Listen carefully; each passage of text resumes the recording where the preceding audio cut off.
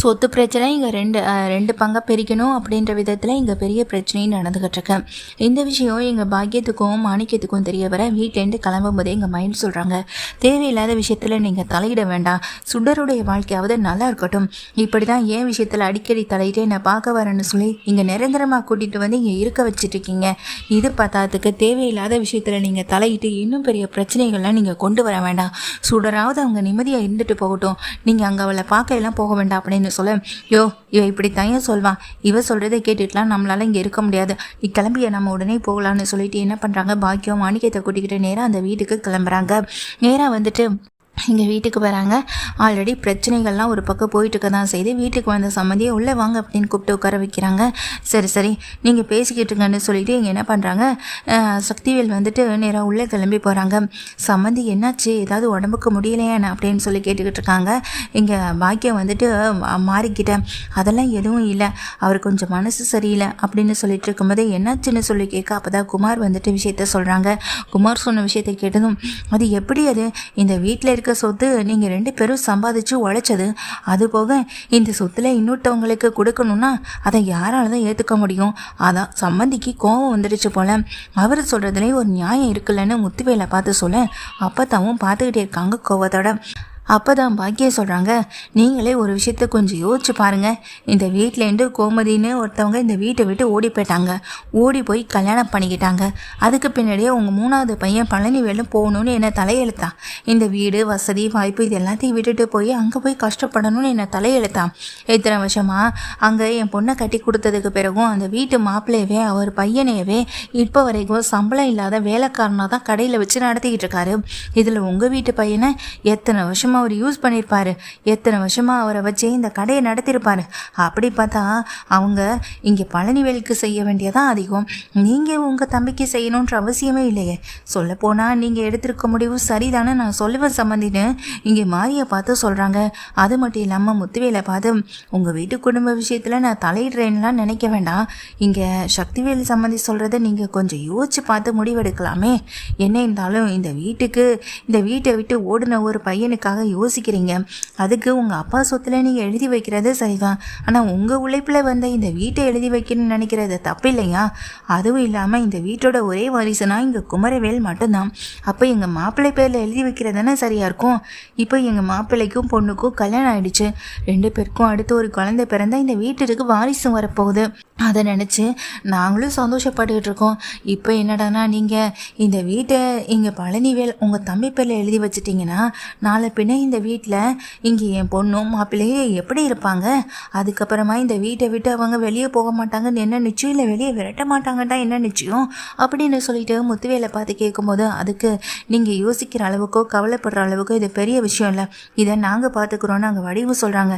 இல்லை சம்மந்தி, நான் சொல்ல வந்த விஷயமே எதுக்காகன்னு உங்களுக்கு புரியணுன்றதுக்காக தான் நானும் இவ்வளோ தூரம் வந்தேன், இந்த விஷயம் தெரிஞ்சதுக்கு பிறகு நானும் கொஞ்சம் யோசிச்சு பார்த்தேன், இங்கே சக்திவேல் சம்மந்தி சொல்கிறதா சரின்னு சொல்லும்போது, அப்படி என்னத்தை கண்டிய, ஏன் புருஷன் இந்த வீட்டுக்கு மூணாவதா பிறந்த பையன், கடைசியாக பிறந்த பையன், அப்படி இருக்கும்போது 3 பசங்களுக்கும் சொத்தை பங்காக பிரிக்கணும்னு நான் இங்கே மூத்தவர் ஆசைப்படுறாரு, அதில் நீங்கள் உங்கள் கருத்தை சொல்கிறதுக்கு ஒரு அவசியமும் இல்லை, ஏற்கனவே எத்தனை பொய்யை சொல்லி உங்கள் பண்ணை கட்டி கொடுத்துருக்கீங்கன்னு உங்களுக்கே தெரியும்ல, இப்போ சுடர் விஷயத்தில் என்னென்ன விஷயத்த மறைச்சி வச்சுருக்கீங்கன்னு தெரியலை, அந்த குடும்பத்தை பழி வாங்கணுன்றதுக்காக பொண்ணு கிடைக்கலன்றதுக்காகவும் அவர் உங்கள் வீட்டு பொண்ணை கல்யாணம் பண்ணி கூட்டிகிட்டு வந்துட்டாருன்றதுக்காக கருத்து சொல்கிறதுக்காக இங்கே வந்து உட்காந்துக்கிட்டு இருக்காதிங்க, உங்கள் வேலையை மட்டும் நீங்கள் பார்த்தா போதும்னு சோனியா வந்துட்டு இங்கே பாக்கியத்தை பார்த்து சொல்ல, வாய்க்கு வந்தது போல் பேசாதம்மா, நானும் இந்த வீட்டுக்கு சம்மந்தி தான், என் பொண்ணு சுடரை இந்த வீட்டுக்கு கட்டி கொடுத்துருக்கேன், அப்படி இருக்கும்போது என் பொண்ணு நல்லா வாழணுன்றதுக்காக நாங்கள் ஒரு முடிவெடுக்கிறதுல தப்பு இல்லையா,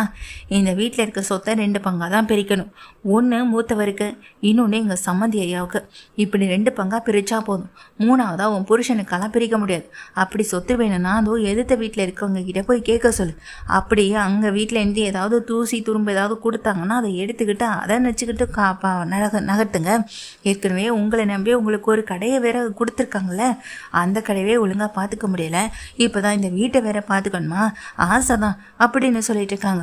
ஆமாம், ஏற்கனவே நீ ஒருத்தனை கல்யாணம் பண்ணவன் தானே, அப்படின்னு சொல்லிட்டு, ஆமாம் அங்கே ஏதாவது கிடைச்சிருக்குமே, அதை வச்சாவது நடத்திருக்க வேண்டியதானே அப்படின்னு சொன்னதும் இதை கேட்ட இங்கே பழனிவேலுக்கு கோவம் வந்து, போதும் நிறுத்துங்க அப்படின்னு கையை ஓங்கிறாங்க அடிக்கிறதுக்கு. டேய் பழனி அப்படின்னு சொல்லி அவங்க அண்ணன் சொல்லும்போது இங்கே ஓங்கின கையை அதோட நிறுத்திட்டு, உங்களுக்கு அவ்வளவுதான் மரியாதை, இன்னொரு வார்த்தை சுகன்யாவை பற்றி தப்பாக பேசினீங்க நடக்கிறதே வேறு. சுகன்யா என்னுடைய உரிமைக்காக தான் கேட்குறான், என்னை ஏளனப்படுத்தி அசிங்கப்படுக்கிறதுக்காக தான் கேட்குறான். இந்த வீட்டிலேயே நான் சம்மந்தம் இல்லாத ஆளுன்னு சொன்ன போது கூட எனக்கு கோவம் வரல. ஆனால் சோனியாவை பற்றி இன்னொரு வார்த்தை தப்பாக பேசினீங்க, அப்புறம் நான் மனுஷனாவே இருக்க மாட்டேன் பழனிவேலு சொல்கிறாங்க. பழனிவேலு சொன்னதை கேட்ட உடனேயே இங்கே ரொம்ப பெரிய அதிர்ச்சி ஆகிடுது நம்ம, அதாவது பாக்கியத்துக்கு. பாக்கியம் மாணிக்க 2 பேரும் ஒருத்தர் மாற்றி ஒருத்தர் முறைச்சிக்கிட்டே அமைதியாக நின்றுக்கிட்டு இருக்கவும் செய்ய, சம்மந்தி இந்த விஷயத்த நாங்கள் பார்த்துக்குறோம், எங்கள் குடும்ப விஷயத்துலலாம் நீங்கள் தலையிட வேண்டாம்னு சொல்லி முத்துவேலு சொல்ல, அப்படி சொல்லடா என் முத்துவேலு, இங்கே பாருங்கள், எங்கள் குடும்ப விஷயத்தை பார்த்து என்ன ஏதேனும் முடிச்சு வைக்க நாங்கள் இருக்கோம். இதில் 3ஆவதாக ஒரு ஆளுங்க வந்து சம்மந்தப்படணுன்ற அவசியம் இல்லை. பொண்ணை கல்யாணம் பண்ணி கொடுத்தீங்களா, வந்து பாருங்கள், பார்த்து பேசிட்டு போங்க. அதை விட்டுட்டு குடும்ப விஷயத்துக்குள்ளே தலையிடுறதுக்கு உங்களுக்கு யார் இந்த உரிமையை கொடுத்தது? எல்லாத்தையும் நாங்கள் பார்த்துக்குறோம். என் புருஷன் சம்பாத்தியத்தில் வந்த சொத்துக்கள் எல்லாத்தையும் நான் 3 பங்காக தான் பிரிப்பேன். அதே போல் இங்கே முத்துவேல் எடுக்கிறதா முடிவும் கூட. என் முடிவுலையோ இல்லை முத்துவேல் முடிவுலையோ எந்த மாற்றமும் இல்லை. அதை மாற்றணும்னு நினச்சாலும் முடியாது அப்படின்னு சொல்கிறாங்க. அப்போ தான் நான் ஒரு முடிவு எடுத்துட்டேன்னு முத்துவேல் சொல்ல, இங்கே என்ன முடிவு எடுத்திருக்கீங்க? எப்படியும் அந்த பழனிவேலுக்கு இந்த பங்கை எழுதி வைக்கலான்னு தானே முடிவு எடுத்திருக்கேன்னு சொல்லும்போது, ஆமாம் என்னுடைய பொறுப்பில் நான் இங்கே கொண்டு வந்த உருவாக்குன ஒவ்வொன்றையுமே நான் பழனிவேல் பேரில் தான் எழுதி வைக்க போகிறேன் அப்படின்னு சொல்லும்போது, என்னென்ன நீங்கள் உங்களுக்கு அப்புறம் அது ராஜுக்குன்னு சொல்லிட்டுருந்தீங்க, இப்போ என்னடானா அதை பழனிவேல் பேரில் எழுதி வைக்க போகிறேன்னு சொல்கிறீங்கன்னு சொல்ல, நான் அது என்னுடைய விருப்பம்டா, என்னுடைய சொத்தை நான் யார் பேரில் வேணாலும் எழுதி வைக்கலாம். உன்னுடைய சொத்தை தானே நீ கொடுக்க மாட்டேன்னு சொன்னேன். உன்னுடைய சொத்தை, நீ சம்பாதிச்ச சொத்தை, இது எல்லாத்தையும் நீயே வச்சுக்கோ. ஆனால் என்னுடைய சம்பாத்தியத்தில் வந்தது இதை நான் சரி சமமாக பிரித்து ராஜுக்கும் பழனிவேலுக்கும் கொடுக்க போகிறேன். இதை நான் தடுக்கவும் முடியாதே, இதை நீ தடுக்கணுன்ற அவசியம் இல்லை. அதே போல் அப்பாவுடைய சொத்து இங்கே 3 பங்கா இல்லை 4 பங்காவும் பிரிக்கப்படும், இங்கே கோமதிக்கும் கொடுக்கணும் அப்படின்னு சொல்லும்போது, அதை கேட்டதும் இங்கே பாக்கியமே அதிர்ந்து போகிறாங்க. பாக்கியம் மட்டும் இல்லாமல் மாணிக்கத்துக்கு பெரிய அதிர்ச்சியாக இருக்குது. அந்த சமயத்தில் தான் எங்கள் சுகன்யாவும், இல்லை மாமா, உங்கள் சொத்துக்கள் நீங்கள் கஷ்டப்பட்டு உருவாக்குனது எதுவுமே எங்களுக்கு தேவையில்லைன்னு அங்கே சுகன்யாவும் சொல்ல, இல்லைம்மா இல்லை, எப்போ வீடு தேடி வந்து இவ்வளோ பெரிய பேச்சு வந்துட்டோ அப்போவே நான் முடிவை எடுத்துட்டேன். இந்த சொத்து 2 பங்கை தானே பிரிக்கணும் இவனை பொறுத்த வரைக்கும். அப்பா சொத்து 4 பங்காகவும் நாங்கள் சம்பாதிச்ச சொத்து 2 பங்காகவும் இருக்கும். அந்த 2 பங்கில் என்னுடைய பங்கு முழுக்க என்னுடைய பொண்ணு ராஜுக்கும் பழனிவேலுக்கும் அப்படின்னு சொல்லிட்டு இங்கே முத்துவேல் வந்துட்டு நல்ல முடிவை எடுத்திருக்கான். சக்திவேல் வந்துட்டு அப்பவும் வந்துட்டு திருப்திப்படவே இல்லை. ஏன்னா அது எதுவுமே பழனிவேலுக்கு போயிடக்கூடாதுன்ற ஒரு எண்ணம் மட்டும்தான் இருக்குது. ஆனால் நான் என்ன சொல்ல வரேன்னா அப்படின்னு சொல்லும்போது, நீ எதுவும் சொல்ல வேண்டாம் சக்திவேலு, ஏன்னா உன்னை பொறுத்த வரைக்கும் பழனிவேலுக்கு எதுவுமே கொடுக்கக்கூடாது. அதுக்காக நீ பிரச்சனையை ஆரம்பிப்ப. ஆனால் நான் இங்கே பிரச்சனையை முடிச்சு வைக்கணும்னு நினைக்கிறேன். இந்த வீடு நான் சொன்னது போல தான் இருக்கும், இதில் எந்த மாற்றமும் இல்லை. இந்த வீட்டை குமார் பேருக்கு மட்டுமும் என்னால் எழுதி வைக்க முடியாது. அவன் முதல்ல உருப்படியான ஒரு வாழ்க்கையை வாழ்கிறானா, அதை நம்பி வேணா அவனுக்கு அந்த பொறுப்பை கொடுக்கலாம். எதுவுமே இல்லாத ஒருத்தனுக்கு எதை நம்பி எந்த பொறுப்பை ஒப்படைக்கிறது? அதனால் குமாரை நம்பி என்னால் எதுவுமே செய்ய முடியாது. சக்திவேல் கிட்ட தன்னுடைய முடிவாக தெளிவாக சொல்லிட்டு போகிறாங்க. அந்த சமயத்தில் தாங்க நிற்கிற சக்திவேலு வந்துட்டு ரொம்ப டென்ஷன் ஆகிட்டு உள்ளே போகவும் செய்கிறாங்க. குமரவேலு இதுக்கு மேலே அங்கே நிற்காம நேராக மாடிக்கு கிளம்பி வேகமாக ஓடவும் செய்ய, அங்கே நின்றுட்டுருக்க எங்கள் சுகன்யாவை பார்க்குறாங்க. பாக்கியமும் பக்கத்தில் வர பாக்கியத்துக்கிட்ட எங்கள் சுகன்யா கையை நீட்டி கோவமாகவே எச்சரிக்கிறாங்க. இன்னொரு தடவை இந்த வீட்டு பக்கம் வந்தால் உங்கள் பொண்ணை பார்த்துட்டு போகிற வேலையை மட்டும் பாருங்கள். அதை விட்டுட்டு தேவையில்லாத வேலையை இந்த வீட்டில் வச்சுக்கிட்டிங்கன்னா உங்கள் பொண்ணு இந்த வீட்டில் நிரந்தரமாக வாழ முடியாது. ஏற்கனவே தங்கமேல அந்த வீட்டோட வந்து உட்காந்துருக்கிறது போதாதான் உங்கள் பொண்ணு சுடரும் உங்கள் வீட்டோட வந்து உட்காந்துருக்கான்மா. நான் ஒன்றும் மிரட்டலை, உண்மையாக நான் என்ன பண்ணணுமோ அதை செஞ்சுட்டு போயிட்டே இருப்பேன். என் பழைய வாழ்க்கையை பற்றியும் நான் வாழ்ந்துகிட்டு இருக்க வாழ்க்கையை பற்றியும் பேசுகிறதுக்கு கூட உங்களுக்கு கொஞ்சம் கூட தகுதியே இல்லை. ஏன்னா திருட்டு புத்தி உள்ளவங்களுக்கும் அடுத்தவங்க சொத்தை அபகரிக்கணும்னு நினைக்கிற உங்களுக்கெல்லாம் நல்லா என்ன சொன்னாலுமே இங்கே புத்தியே வராதுன்னு சொல்லி எங்கள் சுகன்யா பயங்கரமாக திட்டிவிட அவமானத்தோடு இங்கே வெளியே போகிறாங்க. எங்கள் பாக்கியமும் மாணிக்கமும் அங்கே நிற்கிற சுகன்யா கிட்ட மன்னிப்பு கேட்குறாங்க. பழனிவேலும் அதெல்லாம் ஒன்றும் இல்லைங்கன்னு அங்கே சுகன்யா சொல்ல, நீ எதுக்கும் கவலைப்படாத, நாமளும் வாழ்க்கையில் நிச்சயமாக ஒரு நாள் முன்னுக்கு வருவோம், அந்த நம்பிக்கை எனக்கு இருக்குது. பணம் காசு தான் ஒருத்தவங்களை தீர்மானிக்குதுன்னா அதே பணம் காசு முன்னாடி நாம் இங்கே மதிப்பானவங்களாக உயர்ந்து காட்டணும். நிச்சயமாக நான் என் அண்ணன் சக்திவேல் மாதிரி இருக்கவே மாட்டேன் அப்படின்னு சொல்லிட்டு அங்கேருந்து நகர்ந்து போக சுடர் வந்துட்டு அதிர்ச்சியோடு நிற்கிறாங்க. சுடர் வந்துட்டு என்ன இருந்தாலும் அவங்க என் அம்மா தானே அப்படின்னு சொல்லும்போது, உங்கள் அம்மாவாக இருந்தாலும் இல்லை ஏன் அம்மாவாக இருந்தாலுமே பேசுனது தப்புனா தப்பு தான். அதை முகத்துக்கு நேராக சொல்கிறதுக்கு எதுக்கும் கஷ்டப்படணுமோ இல்லை வருத்தப்படணுமோ அவசியம் இல்லை. இங்கே பாரு சுடரு, உங்கள் அம்மான்றதுக்காக மட்டும் என்னால் பொறுத்து போயிட்டுருக்க முடியாது. நீ வேணா பொறுத்துட்டு போ. அதை மற்றவங்களும் பொறுத்துக்கணும்னு நினைக்கிறது ரொம்ப பெரிய தப்பு. என் புருஷனையும் என்னையும் இந்த வீட்டில் அவமானப்படுத்தினா நாங்கள் கேள்வி கேட்க தான் செய்வோம். இப்போ வரைக்கும் இந்த வீட்டில் நாங்கள் இருக்கோன்னா அதுக்கு காரணம் முத்துவேல் மாமா மட்டும்தான். இந்த வீட்டில் யார் நல்லவங்கன்னு நினச்சனோ அவங்க எங்களுக்கு இன்றைக்கி எதிரியாக இருக்காங்க. யார் நல்லவங்க இல்லை அவங்க கெட்டவங்க நினச்சனோ அவங்க தான் இன்றைக்கி எங்களுக்கு சப்போர்ட்டாக இருக்காங்க. இப்போ தானே புரியுது நமக்குன்னு ஒரு கஷ்டத்தை கொடுக்குறது யாருன்றதை நான் இப்போ தானே தெரிஞ்சுக்கிட்டேன்னு சொல்லி இங்கே சுகன்யாவும் சுடர்கிட்ட சொல்ல சுடரும் வந்துட்டு இதுக்கு மேலே எதுவுமே பேசவும் இல்லை. நேராக அவங்களும் மாடிக்கு போகிறாங்க. அங்கே கோவத்தோடு இருக்க குமாரை பார்க்குறாங்க. குமார் பக்கத்தில் போன எங்கள் சுடரும் என்னங்க அது அப்படின்னு சொல்லும்போது, இங்கே பார், யார்கிட்டையும் எதுவும் பேசலை, தேவையில்லாமல் எதையாவது பேசி இருக்கிற கோவத்தை இன்னும் அதிகப்படுத்தாமல் இந்த இடத்த விட்டு முதல்ல நகர்ந்து போ அப்படின்னு சொல்லிட்டு கத்தவும் செய்கிறாங்க. அதை கேட்ட சுகன்யாவும் அதை கேட்ட எங்கள் சுடருமே இல்லைங்க அது அப்படின்னு சொல்லும்போது, உன்னை வெளியே போன்னு சொன்னேன்னு கத்தும்போது சுடர் வந்துட்டு வெளியே வந்து நிற்கிறாங்க. அந்த சமயத்தில் இங்கே தங்கமேல் ஃபோன் பண்ணுறாங்க. அம்மாவும் அப்பாவும் வீட்டுக்கு வந்தாங்களான்னு சொல்லி கேட்க, ஆமாம் இப்போ தான் வந்தாங்க. பிரச்சனைகள் எல்லாத்தையுமே சொன்னதும் எத்தனை தடவை சொன்னாலும் அவங்களுக்கு புத்தியே வராதா? திரும்பவும் வாழ்க்கையை வந்துட்டு அவங்க கெடுக்கணுமான்னு சொல்லும்போது, இதுக்கு மேலே கெடுக்கிறதுக்கு என்னக்கா இருக்குது? பணத்துக்கும் எல்லாத்துக்கும் ஆசைப்பட்டு வசதியான வாழ்க்கைக்கு ஆசைப்பட்டு அவங்க பண்ணுற ஒவ்வொரு விஷயத்துக்கு பின்னாடியும் நம்மளுடைய கஷ்டம் மட்டும்தானே இருக்கு.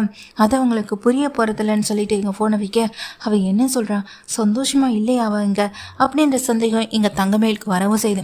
ஆனால் அதே நேரத்தில் எங்கள் பழனி நடந்த விஷயத்தை போயிட்டு கோமதி வீட்டில் சொல்ல, எப்படி மாமா, எனக்கு அப்போவே தெரியும் என் வாழ்க்கையில் தான் பிரச்சனையை உண்டு பண்ணிக்கிட்டு இருந்தாங்கன்னா இப்போ தேவையில்லாமல் உன்னுடைய வாழ்க்கையிலையும் பிரச்சனையை உண்டு பண்ணிக்கிட்டு இருக்காங்களா?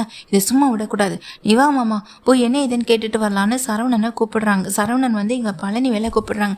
டேய் நீ வேற ஏண்டா, அதெல்லாம் பேசியாச்சு. நானும் அண்ணனும் நல்லாவே பிடிச்சி கேள்வி கேட்டுட்டோம். பத்தாத்துக்கு ஆத்தா அப்புறம் அண்ணி எல்லாருமே திட்டி விட்டுட்டோம்.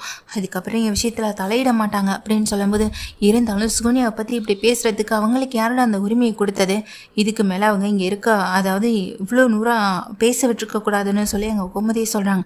அட விடுக்கா, என் சொந்த அண்ணனே பேசுது, அப்புறம் என்னக்கா அப்படின்னு சொல்லும்போது, டேய் அண்ணன் பேசுனுச்சுன்னா அதுக்கே நான் அந்த கேள்வி கேட்டேன் வீடு தேடி வந்து. இப்போ இந்த வீட்டுக்கு சம்மந்தமே இல்லாத ஒருத்தவங்க உன்னை கேள்வி கேட்டாங்கன்னா அதெல்லாம் நான் பார்த்துட்டு அமைதியாக இருக்கணுமா? சரவணன் சொல்கிறதா சரி. நீ சரவணா வாடா போகலாம் அப்படின்னு கோமதி வந்துட்டு சரவணன் கூப்பிட, ஐயோ அக்கா விடுக்கா, நீ வேறே அக்கா இந்த பிரச்சனையை பெருசுப்படுத்துறேன்னு சொல்லும்போது, என்னத்தை விட சொல்கிறேன்? அந்த பொம்பளை வீடு தேடி வந்து அதுவும் நீங்கள் சம்பாதிச்சு அங்கே கஷ்டப்பட்டு உழைச்ச சொத்தை யாருக்கு கொடுக்கணும் யாருக்கு கொடுக்கக்கூடாதுன்னு சொல்கிற வரையும் அந்த பொம்பளைக்கு எங்கே இருக்குது? நானே வரேன் அப்படின்னு சரவணன் அங்கேருந்து கிளம்ப, ஐயோ அக்கா என்னை விட ரொம்ப முன்னை விட கோபமாகவே இருக்குது, மாமாவை விட இதையை போகிற வேகத்துக்கு அடித்து போட்டு வந்துடும் போலேன்னு சொல்லிட்டு இருக்காங்க இங்கே பழனி வேலும். மாமா விடுங்க அப்படின்னு சொல்லி அங்கே கதிரும் சொல்லிட்டு இருக்காங்க. அது மட்டும் இல்லாமல், சித்தப்பா அத்தை போய் கேட்கட்டும், அத்தை கேட்குறதுல என்ன தப்பு இருக்குது, அவங்க பேசினது தப்பு தானே அப்படின்னு சொல்லும்போது சுகன்யாவுக்கு இங்கே ஆறுதல் சொல்லிட்டு இருக்காங்க ராஜியும் மீனாவும். கொஞ்ச நேரத்திலேயே எங்கள் சரவணை கூட்டிகிட்டு பாக்கி, அதாவது கோமதி நேரம் அவங்க வீட்டு வாசலில் போய் நிற்க, இப்போ எதுக்கு வீட்டு வாசலில் நின்று காய்ச்சி மூச்சுன்னு கத்திக்கிட்டு இருக்கீங்க, இருக்கிற கொஞ்ச நெஞ்ச மானமும் எங்களை விட்டு போகணுமான்னு சொல்ல, ஓ அது வேற உங்களுக்கு இருக்கா, அப்படி ஒன்று இருந்தால் எதுக்காக நீங்கள்லாம் இப்படி போய் பேச போகிறீங்கன்னு சொல்ல, இப்போ உங்களுக்கு என்ன வேணும் அப்படின்னு அங்கே பாக்கியமும் மாணிக்கமும் கேட்குறாங்க. எங்களுக்கு ஒன்றும் வேணாம், ஆனால் நீங்கள் பேசின பேச்சு ரொம்ப பெரிய தப்பான பேச்சு. என் தம்பி பழனிவேல்கிட்ட நீங்கள் மன்னிப்பு கேட்டு தான் ஆகணும்னு சொல்கிறாங்க. நாங்கள் உங்கள் தம்பி பழனிவேல்கிட்ட மன்னிப்பு கேட்கணுமா? அது நடக்காது அப்படின்னு சொல்லும்போது, அப்போ தான் இன்னொரு வண்டியில் வந்துட்டு முத்துவேல் வந்து இறங்குறாங்க.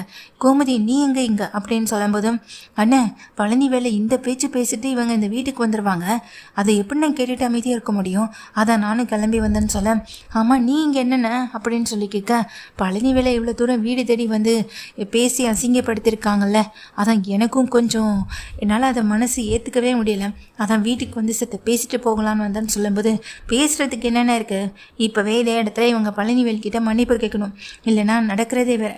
சுகன்யாவுக்கு ஃபோனை போடுறான் அப்படின்னு சொல்கிறாங்க. இங்கே உடனே சரவணனும் சுகன்யாவுக்கு வந்துட்டு ஃபோனை போடுறாங்க. அத்தை அப்படின்னு சொல்லும்போது, டேய் சரவணா எங்கடா இருக்குன்னு சொல்லி கேட்க, அத்தை நாங்கள் எல்லோரும் இங்கே தான் இருக்கோம், இப்போ அவங்க மன்னிப்பு கேட்கணும், அதுக்காக தான் அவங்க வந்திருக்கோன்னு சொல்கிறாங்க.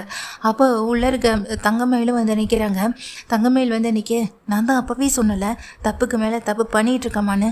உனக்கு சுடருடைய வாழ்க்கையை பற்றி கொஞ்சம் கூட கவலை இல்லை. நீ இங்கே மற்றவங்க சம்பாதிச்ச சொத்தையும் பணத்தையும் சுடருடைய பேரில் எழுதி வச்சுட்டு என்னம்மா பண்ண போகிறேன்? நீங்கள் அனுபவிக்கணுன்றதுக்காகவா? என்றைக்குமே சொந்தமாக கஷ்டப்பட்டு உழைச்சி அதில் வர பணத்தில் தாம்மா சந்தோஷமாக வாழணும். இன்னொருத்தவங்க கஷ்டப்படுறாங்க, அதில் சந்தோஷமாக வாழணும்னு நினச்சா எப்படி முடியும்? நீ தப்புக்கு மேலே தப்பு பண்ணிட்டு இருக்கம்மா, எதுவுமே சரியில்லை அப்படின்னு சொல்லிட்டு இருக்காங்க. இங்கே அதாவது தங்கமயிலும் அதையெல்லாம் பார்த்துக்கிட்டு இருக்க எங்கள் கோமதி வந்துட்டு, உங்கள் பொண்ணோட வாழ்க்கை கெடுத்ததும் நீங்கள் தான், இன்னொரு பொண்ணோட வாழ்க்கை கெடுக்க காத்துக்கிட்டு இருக்கதும் நீங்கள் தான். இங்கே பாருங்கள், என் தம்பியை பற்றி பேசுகிறதுக்கு உங்களுக்கு எந்த ரைட்ஸும் கிடையாதுன்னு சொல்ல, நாங்கள் அப்படி என்ன தப்பாக பேசிட்டோன்னு இப்போ வீடு ஏறி வந்து இங்கே சண்டைக்கும் பிரச்சனைக்கும் நின்றுட்டுருக்கீங்க? உண்மையை தானே சொன்னோம். அவங்கவுங்க சம்பாதிச்ச சொத்தை அவங்கவுங்க வாழ்ந்துக்கட்டுன்னு தானே சொன்னோம். இதில் என்ன தப்பு இருக்குது? இங்கே பாருங்கள், நீங்கள் என்ன நினச்சாலும் முடியாது. என் பொண்ணு சுடருக்கும் குமாருக்கும் கல்யாணம் ஆகிடுச்சு, குமார் பேரில் தான் இந்த வீடு வரணும் அப்படின்னு சொல்ல, அதை கோர்ட்டு தீர்மானம் பண்ணிக்கட்டும். இதுக்கப்புறம் சொத்து பிரிக்கிற விஷயத்த கோர்ட்டே பார்த்துக்கட்டும். இதுக்கு மேலே இதில் நீங்கள் தலையிடுறதுக்கு எந்த தகுதியும் இல்லைன்னு அங்கே முத்துவேல் சொல்கிறாங்க. இல்லை சம்மந்தி அப்படின்னு சொல்லும்போது, நான் உங்களுக்கு ஒன்றும் சம்மந்தி கிடையாது, நீங்களும் எனக்கு சம்மந்தி கிடையாது. இந்த பேச்சை இதோட முடிச்சுக்கிறதா உங்களுக்கும் எனக்கும் நல்லது.